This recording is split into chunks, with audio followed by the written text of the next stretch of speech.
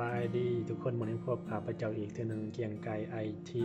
นี่ข้าพเจ้ามีคลิปสั้นๆเด็กๆน้อยมาแนะนำเกี่ยวกับวิธีการกำหนดค่าเริ่มต้นหรือว่าตำแหน่งเริ่มต้นในการที่จะพิมพ์เอกสารเนาะมาเบิ่งกันเลยว่ามันเป็นอย่างไรเนาะบางทีในกรณีหนึ่งที่เราจะนำใส่เวิร์ดจะพิมพ์เอกสารเปิดเวิร์ดขึ้นมาในนี้เนาะบังเอิญไปพบไปเบิร์ดของเฮานี่มันมีแนวไหนนึงแหละที่ว่าไปต้องไปสูตรมันว่าซะมันเฮ็ดให้มีการเปลี่ยนแปลงปกติเฮาจะพิมพ์อยู่เทิงนี้เนาะแต่ในกรณีนี้เบิร์ดเฮานี่มันผันมาเป็นจังซี่ตัวนี้หมายถึงกำหนดค่าเริ่มต้นในการพิมพ์ในตัวนี้นี่ค่าเริ่มต้นมันจะตั้งถือว่า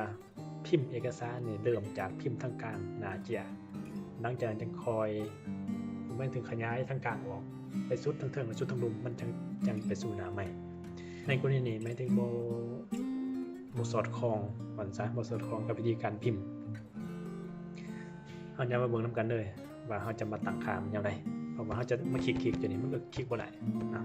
นี่คลิกให้มันพิมพ์อยู่เทิงมันคลิกบ่ได้เพราะว่ามันถูกตั้งค่าไว้พิมพ์ทางกลางก่อนหลังจากนั้นจึงยับไปสู่เบื้องลุมในเบื้องเทิงนะให้พวกท่านเข้ามาlayoutเนาะเข้ามาบนตัวนี้หลังจากนั้นมาคลิกอยู่มาคลิก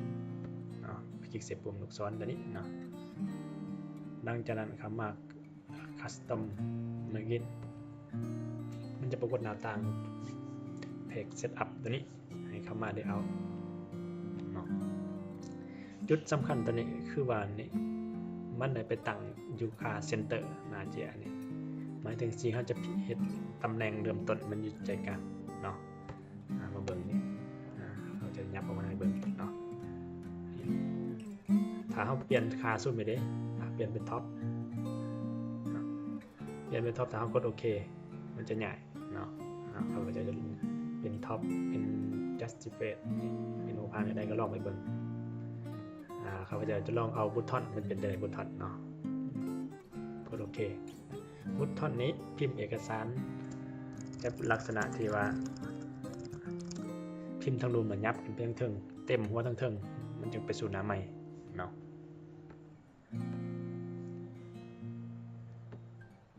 เก็บตัวนี้ดิjustify นี่ดิโอเคนี่มันจะแบ่งแต่ละแถวออกเป็นส่วนไผ่ส่วนมันเนาะซึ่งว่าตอนนี้มันกับบริษัทกันแล้วเนาะเราจะนิยมใส่ในการตั้งค่าเป็นท็อปเนาะเพราะฉะนั้นเราจะเขียนแต่เทิงลงมาลุมถ้าปรากฏโอเคตัวนี้เอกสารเขาจะเพียงตั้งเฉพาะในเมื่อเขาเปิดตัวนี้มาเท่านั้นแต่อยากให้มันเก็บซาไว้เลยหมายถึงว่าตั้งค่ารีเซ็ตค่าใหม่เบิดต้องเข้ามาเซต at default เนาะหมายถึงว่ารีเซ็ตใหม่ตั้งค่าใหม่ให้มันเปิดขึ้นมาเนี่ยมาอยู่เทิงโหลดเนาะกด reset at yes โอเคเพราะฉะนั้นมันเข้ารูปแบบและวิธีการตั้งเนาะหมายถึงว่าเขาจะพิมพ์เทิงลงมาดูเนาะเนี่ย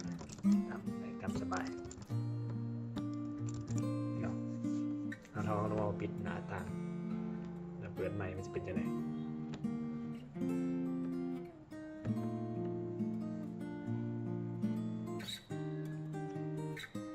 โอเคเป็นกันว่าเซตชิปในการตั้งค่ากำหนด